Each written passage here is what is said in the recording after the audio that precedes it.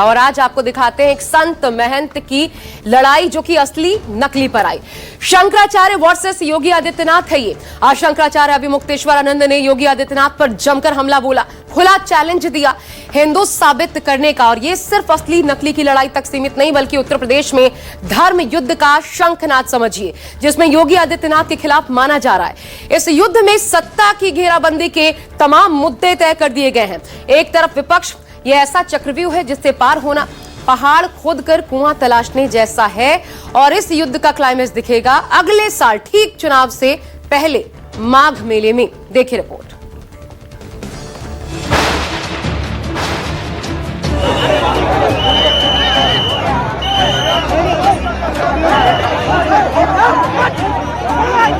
यही योगी जिसको आप लोग साधु संत कहते हो, हम तो हुमायूं का बेटा अकबर कहते हैं, हम तो औरंगजेब कहते हैं, ये नहीं है हिंदू कहने के लायक।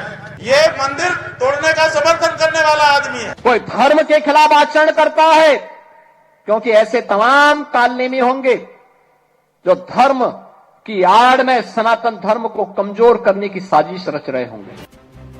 औरंगजेब और कालनेमी वाली इस जंग में नया मोड़ आ गया है। जिस माघ मेले में अभिमुक्तेश्वरानंद से शंकराचार्य होने के सबूत मांगे गए, वहीं से अपमान का घूंट पीकर निकले शंकराचार्य ने सीधा अल्टीमेटम दे दिया। सीएम योगी से ही हिंदू होने का प्रमाण मांग लिया है। यानी असली नकली शंकराचार्य की लड़ाई असली नकली हिंदू तक पहुंच गई। क्या आप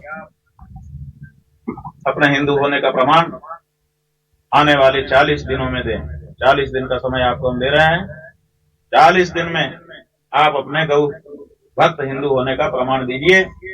अगर आप ये प्रमाण नहीं दे पाते हैं तो ये समझा जाएगा कि आप नकली हिंदू हैं, छद्म हिंदू हैं, कालनेमी हैं, पाखंडी हैं, ढोंगी हैं, और आपने दिखावे के लिए गिरवा वस्त्र पहना है और दिखावे के लिए ही आपके सारे हिंदू हिंदू कहने वाले भाषण हैं। संगम से काशी पहुंचे तो धर्म युद्ध और भीषण हो गया।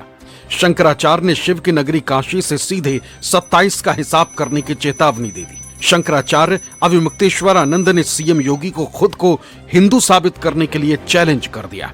अल्टीमेटम दे दिया है कि अब धर्म युद्ध होगा, रण होगा। अब वो बात पीछे छूट गई भैया। प्रयाग में बैठे थे, 10 दिन का समय था, अब वो समय बीत गया, वो बात बीत गई। अब अगले माघ में शुरू होगी। माफी नहीं देंगे फिलहाल, किसी भी कीमत में माफी नहीं। माफी किस बात की? गौ माता की हत्या करने वाले को माफी? ये संभव नहीं है। चुनाव में हिंदुओं को एक करने के लिए योगी ने नारा दिया था, बटोगे तो कटोगे। बटेंगे तो कटेंगे, एक रहेंगे तो नेक रहेंगे, सुरक्षित रहेंगे और समृद्धि की पराकाष्ठा को पहुंचेंगे। हिंदू एकता पर ठसक के साथ बोलने वाले योगी आदित्यनाथ को शंकराचार्य ने 40 दिन का अल्टीमेटम दिया। शंकराचार्य ने कहा कि सच्चे हिंदू हैं तो फिर गौ माता को राज्य माता घोषित करें। मुख्यमंत्री अपने आप को हिंदू घोषित करें। 40 दिन का समय है। गौ माता की रक्षा करें, गौ माता को राज्य माता घोषित करें, और जो गौ माता का मांस का निर्यात हो रहा है उसको बंद करें। यही एक आवाज है। अब उसको 40 दिन में उनको ये करना है। यानी संग्राम 10 दिन का धरना बनाम 40 दिन में इंसाफ बदल गया। शंकराचार्य के तेवरों से साफ है कि यूपी में घमासान मचने वाला है, क्योंकि शंकराचार्य ने संतों के साथ मार्च में लखनऊ कूच का ऐलान किया। शंकराचार्य अभिमुक्तेश्वरानंद ने सिर्फ यही चुनौती नहीं दी है, बल्कि अपने अपमान पर एक ऐसा संकेत दिया है जिससे बीजेपी की नींद उड़ गई। क्या है ये संकेत, सुनिए।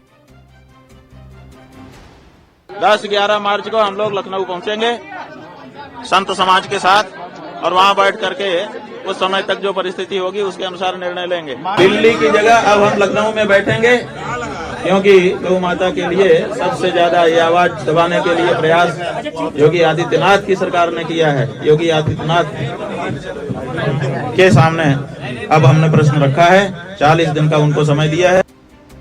शंकराचार्य के इसी बयान से बीजेपी में हड़कंप मच गया है, क्योंकि 2027 में होने वाला माघ मेला ठीक चुनाव से पहले आयोजित होगा। और शंकराचार्य अभिमुक्तेश्वरानंद का इशारा साफ है कि अब 2027 में ही इसका हिसाब होगा। भाई अब अगले माघ तक के लिए वो छूटा है। अगले माघ में वो मुद्दा पहले दिन से उठ जाएगा। हमने पहले कह करके आए हैं, वो मुद्दा जो है माघ का है, माघ में होगा। अब जब वहां से हम चले आए तो अब मुद्दा क्या है? शंकराचार्य को कालनेमी बताने वाले मुख्यमंत्री योगी टस से मस नहीं हुए, लेकिन बीजेपी के अंदर कुलबुलाहट है।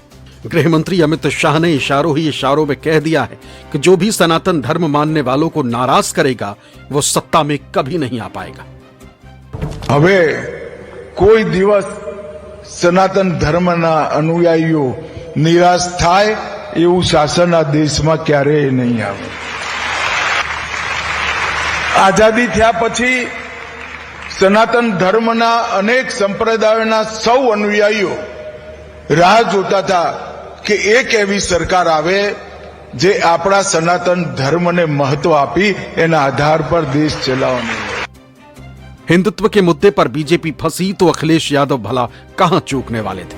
समाजवादी पार्टी अपने बयानों के जरिए यह साबित करने में जुटी हुई है कि बीजेपी वालों का हिंदुत्व महज दिखावा है। उन्हें पता है कि हिंदुओं का एक धड़ा हिंदुत्व के एजेंडे से हटा तो वो पीडीए के एजेंडे में शामिल हो जाएगा। तब पीडीए पिछड़ा दलित अल्पसंख्यक नहीं, पिछड़ा दलित अगड़ा हो जाएगा। प्रयागराज में अब मुक्त सरोवर को स्नान नहीं करने दिया सरकार ने। सरकार जो है सनातन धर्म का अपमान कर रही है। शंकराचार्य अविमुक्तेश्वरानंद ब्राह्मण समुदाय से आते हैं। ऐसे में शंकराचार्य का सीधे सीएम योगी के खिलाफ मोर्चा खोल देने का कितना असर होगा ये तो वक्त बताएगा, लेकिन इतना तय है कि 2027 में खेल बड़ा दिलचस्प रहने वाला है। शंकराचार्य का ये ऐलान कि उनका विरोध अगले साल के माघ मेले तक जारी रहेगा, इस बात का साफ संकेत है कि 2027 में जब माघ मेला लगा होगा उस वक्त उत्तर प्रदेश में विधानसभा चुनाव का प्रचार अपने चरम पर होगा। ऐसे में शंकराचार्य का विरोध हिंदू जातियों में बिखराव पैदा कर सकता है और विपक्ष इसी ताक में है कि वो इसी को आधार बना करके अपने पीडीए के फॉर्मूले को पहले से ज्यादा मजबूत कर ले। कैमरा पर्सन धर्मेंद्र कुमार साहू के साथ मानस श्रीवास्तव, लखनऊ न्यूज़ 24।